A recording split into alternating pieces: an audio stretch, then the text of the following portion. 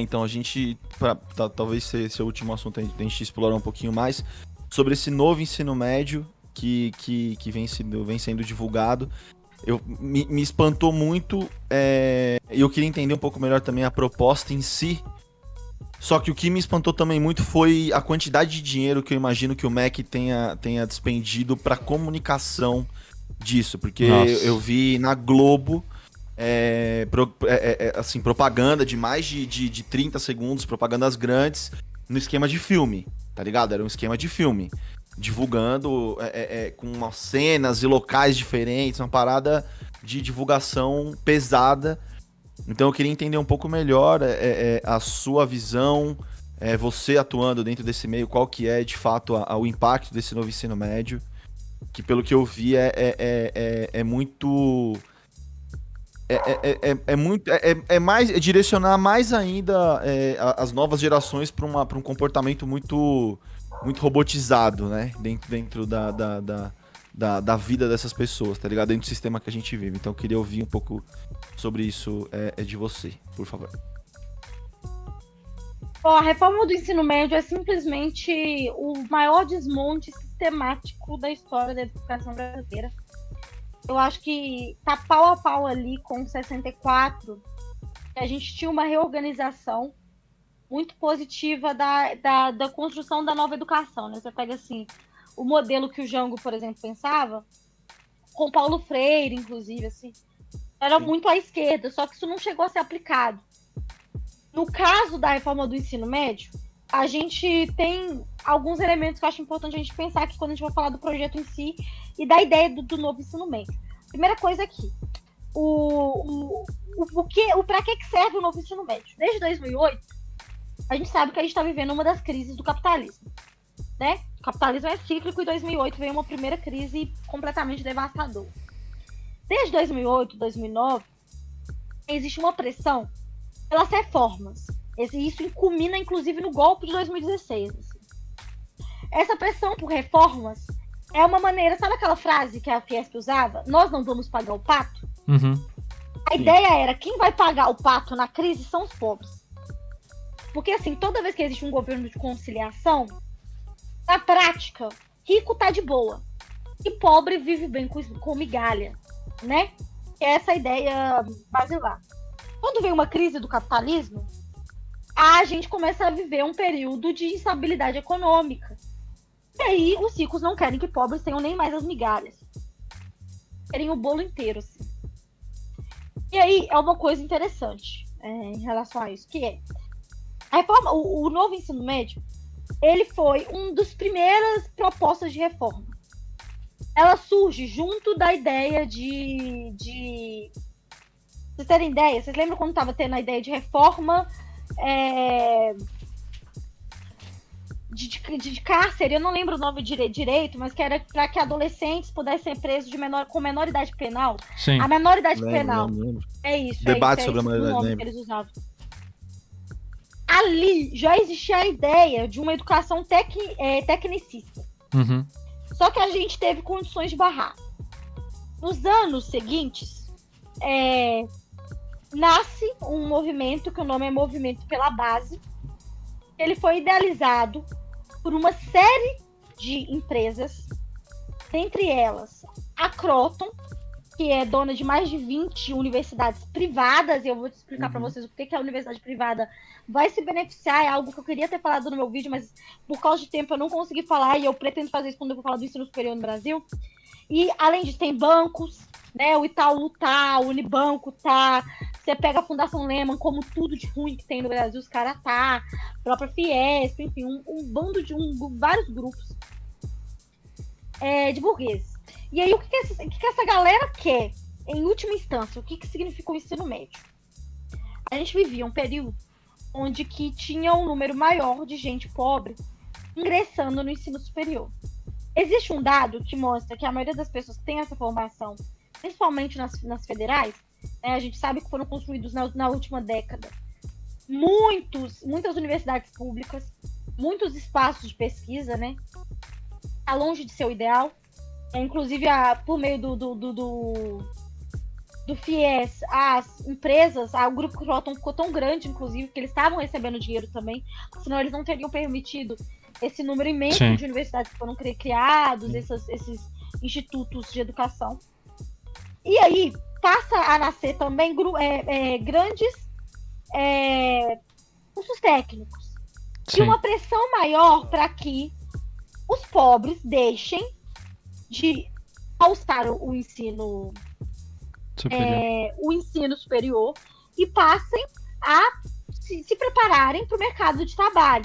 Os ensinos técnicos, né? De trabalho. Exatamente, é um trabalho precarizado. Uhum. Porque o novo Brasil é o Brasil da precarização. Onde os trabalhadores vão trabalhar em lugares insalubres e o patrão negocia com o trabalhador. Instituição de lei trabalhista, e aí vem reforma trabalhista, as peças vão se encaixando, né? Pode crer. A reforma do ensino médio não pode ser pensada fora desse contexto de todas as reformas neoliberais. E aí, qual que é a ideia deles? Eles queriam mudar a base comum curricular para que o ensino se torne cada vez menos crítico, o que já não é. Quem estudou na escola pública tá ligado que, tipo assim, nunca houve esse negócio de doutrinação. E que tivesse, em vez disso, um ensino técnico ou que a galera fosse centrada em uma área do conhecimento. Em tese é isso. E aí, qual que é a questão? A reforma do ensino médio foi de todas as reformas a que menos teve resistência prática de sindicatos, por exemplo. Você pega, quando foi anunciada a reforma do ensino médio, a versão original, a gente teve professor rasgando diploma, não sei se vocês lembram disso. Teve uma grande comoção. Houve também um período em que os alunos ocuparam as escolas públicas, né? Mas você não houve, por exemplo, uma grande manifestação nacional de adultos.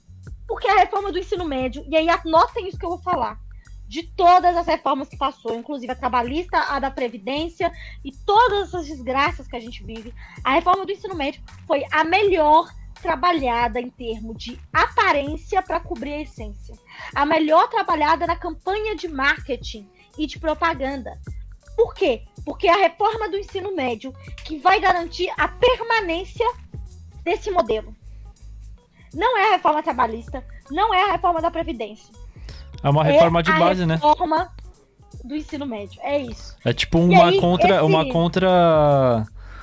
contraponto ao trabalho de base que a gente tenta fazer, tá ligado? É direto. Exatamente. Tanto que você pega, assim, um dos pontos cruciais da reforma do ensino médio é essa ideia de descaracterizar por completo a profissão docente. E aí, eu vou pegar 5 eixos aqui para falar rapidamente, porque daqui a pouco começa a live do Boteco Comunista e eu tenho que sair. Pode deixar.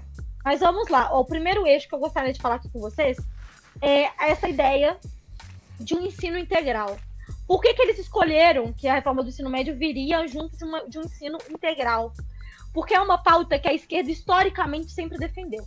Você pega o Darcy Ribeiro, você pega o próprio Paulo Freire, eles sempre defenderam a ideia de uma escola em que o ensino ele fosse integralizado, no sentido das áreas dos áreas de conhecimento estarem em conjunto, em que os saberes populares produzidos pela comunidade também fossem inseridos como saberes, né? Então, essa ideia de ter oficinas também dentro do espaço escolar, que os alunos tivessem acesso à alimentação, né? Darcy Ribeiro trabalha muito isso, de uma merenda de tanto do café da manhã, almoço, quanto no lanche da tarde, para esses alunos ficarem, e que lá eles pudessem desenvolver as potencialidades artísticas também, como dança, como lutas, enfim. Só que o que acontece?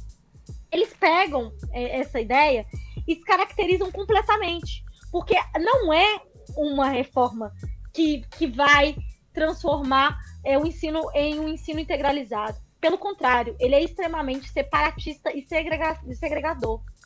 Você pega, eles usam assim, o tempo de aulas vai aumentar. Não é verdade.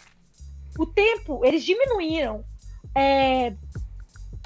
Praticamente 1 ano de ensino a menos os meninos vão ter. Caralho. Os meninos de escola pública vão ter. Eu falo isso no meu vídeo com os números direitinhos. Sim. Mas, se eu não me engano, 160 horas a menos. dos 3 anos juntando, né? Só que o que acontece nesse meio tempo, os alunos vão estar fazendo outras coisas. Dados por quem? E aí isso é interessante, porque assim, eles mantêm o número de disciplina, o número de aulas de português e matemática e colocam o inglês também. Só que todas as outras disciplinas vão ter que, cara, se virar para lidar com a carga horária nova. Então, o que acontece?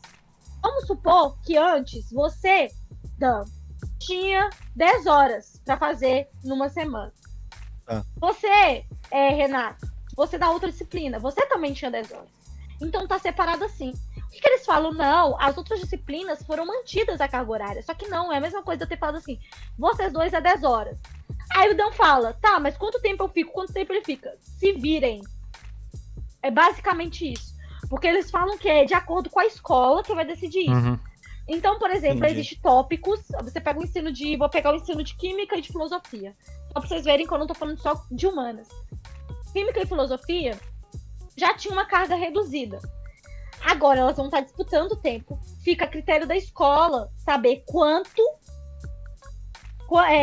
vai ser ofertado, em que período e quais dentro, né, da carga horária mínima, isso vai ser aplicado. Ou seja, vamos supor, eu, Laura, que passei por 2 escolas, se eu entro no ensino médio, e aí eu falo, tá, ok, entrei numa escola aqui, porque também não existe uma padronização nos cursos técnicos e nas áreas de especializações. Então, por exemplo, se a escola do Dan é numa área nobre, eles vão ter curso de robótica, em tese. Uhum. Se a escola do Rê está em uma área periférica, ele vai ter curso de panificação.